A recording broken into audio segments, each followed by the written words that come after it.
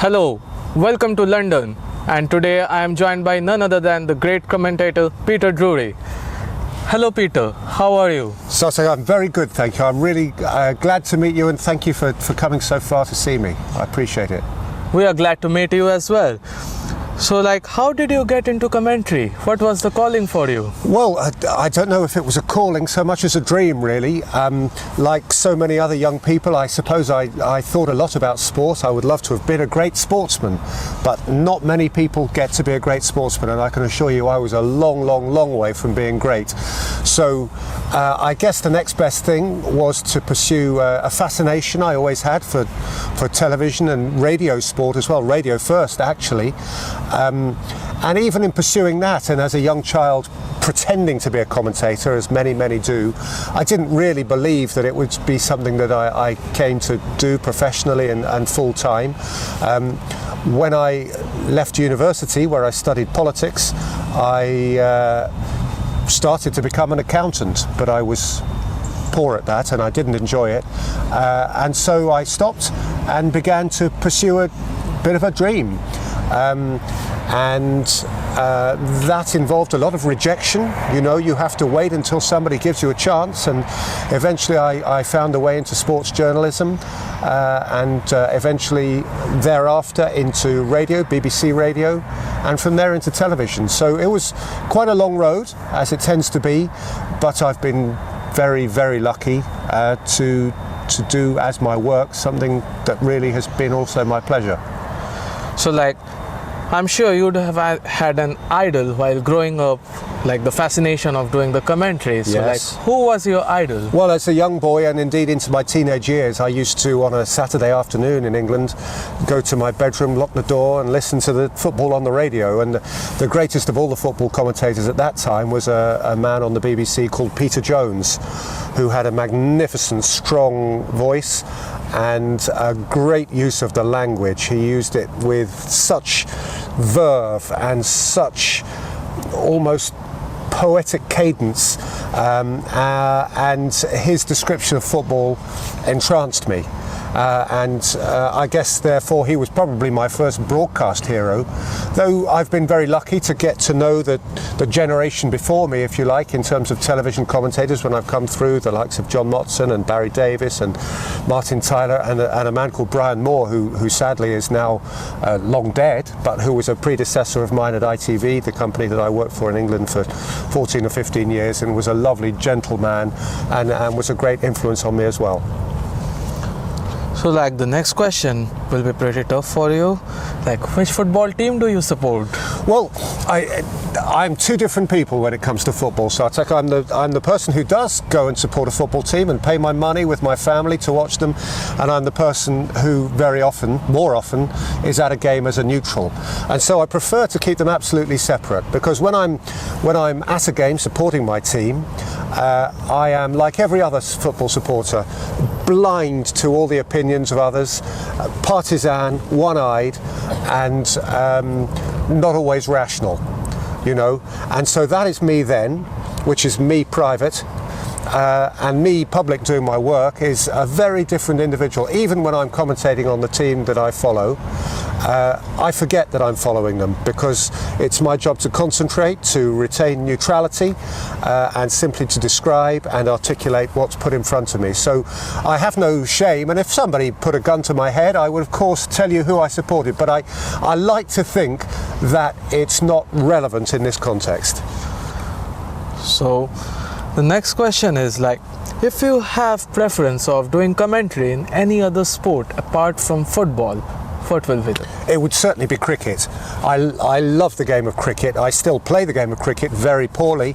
I wish I could be good, but I'm not. But I play at a very humble club level, and I follow the game closely in England and internationally, and I know in your country it is absolutely huge. Yeah, the biggest of all the games. It's a great game.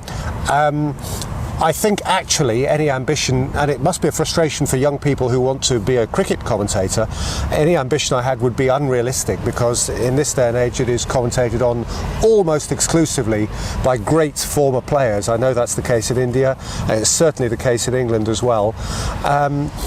Because so many of them are so very articulate as well as having an ability to read the game. You know, I can watch cricket and enjoy it, but can I tell you which way the ball is going to spin based on how it's coming out of the hand? No, I can't. I'm not that good, you know, and the great cricketers of course can, and read the game in a way I couldn't possibly. So actually I'm very content that cricket remains a hobby of mine. I love to watch it on the television, I love to be a part of my club at home, and I love watching the great former players articulate the game for me. So we'll take a short break now, friends, and when we come back we'll ask Peter more questions related to football.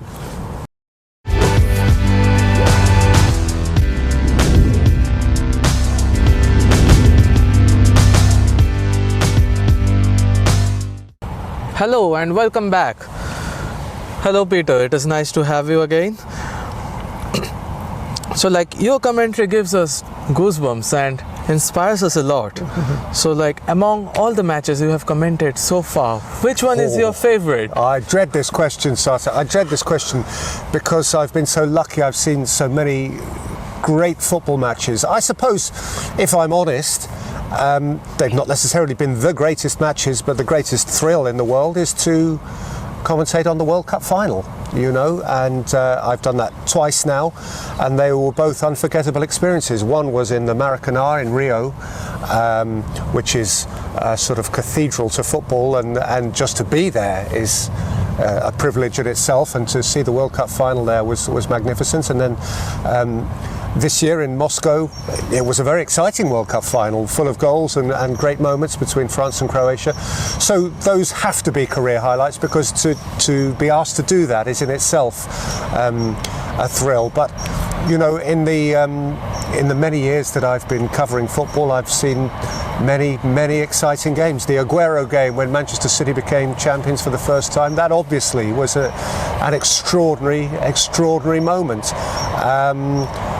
And I enjoy also the very smallest games, you know, the early rounds of the FA Cup, where there are small amateur teams involved, and people are playing the game for the love of it, with all the glory and the money and all of that way out of the way. I love meeting real people. So every game has its own narrative, its own reason for being, and there's no game that doesn't excite me. Okay, so the next question is, tell us about your fascination of words, because we all remember the Manolas moment from the Barcelona game. Yes. And it was like quite famous all over on YouTube, all across the world. So Yes. how did that moment occur? Like, I'm sure you couldn't have scripted it, because it often happened instantly, but Yes. what was that fascination with words? Well, it is just a fascination with words, and sometimes it works and sometimes it doesn't work. And so it's not false modesty to say I was very lucky that night that it all just came together. You know, those words poured out of my mouth. And people seem to like them. You know, that's all. I can't say any more than that, really, because as I was saying, excuse me, as I was saying that, I wasn't thinking, wow, this is the greatest thing I've ever done. I really wasn't. I was caught up in the moment, and those are the words that came out. And it was very gratifying afterwards, because I don't do social media, I'm not on Twitter or any of those things, and I was only told by friends, you know, this thing has gone wild, and I had no idea that it would. I had no expectation that it would. You're absolutely right, I couldn't possibly have scripted it, because how was I to know that that was going to happen? You know, you can't be ready for those moments. And what I would say to you is this as well. People have said, that was my goal. That was my goal. It wasn't my goal. It was Manolas who scored that goal. I just happened to be lucky to be sitting in that ground on that night with a microphone in my hand when he scored that goal. Commentators are only as good as the action that is put in front of them. So if I commentate on a really boring 0-0 draw, nobody says anything to me. I get nothing from it. And I might think, I've done quite well today to sustain some interest in a game that really wasn't very interesting. But nobody says anything. If I commentate on a great moment like that between Roma and Barcelona, people come up and slap me on the back and say, whoa, whoa, fantastic. Well, why? I didn't do it. They did it. They did it. So if some good words happen to come pouring out of my mouth in that moment, well, I'm lucky. It just happened. Yeah. Okay, so I will give you 2 matches basically. Now, suppose, and you have to select which match you would preferably choose to do the commentary. We'll try. And it will be very difficult. Yes.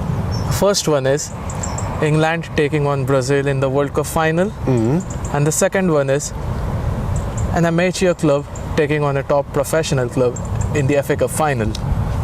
Well, I would pick England-Brazil in the World Cup final because I don't think there'd be anything bigger than that. I take your point, an amateur club against a professional club in the FA Cup final, fantastic. I mean, what a great story that would be. But listen, England won the World Cup in 1966. I was born in 1967. So I was that close to being able to say I was alive when England won the World Cup. The thought that I could be there and even commentating on a day England were in the World Cup final is so exciting, that prospect. And of course this year it nearly happened. Really I don't have to think very hard about that one. England against Brazil in the World Cup final would be, of course, the ultimate. Yeah. And before we go on to the last question, one penultimate question is what advice will you give to the youngsters who want to become a commentator in the sports industry? I would say this. First of all, be yourself. Be yourself. There's no point pretending, trying to be someone who you're not. So if you're going to be good at it, you're going to be good at it. Basically, the ingredients will be there.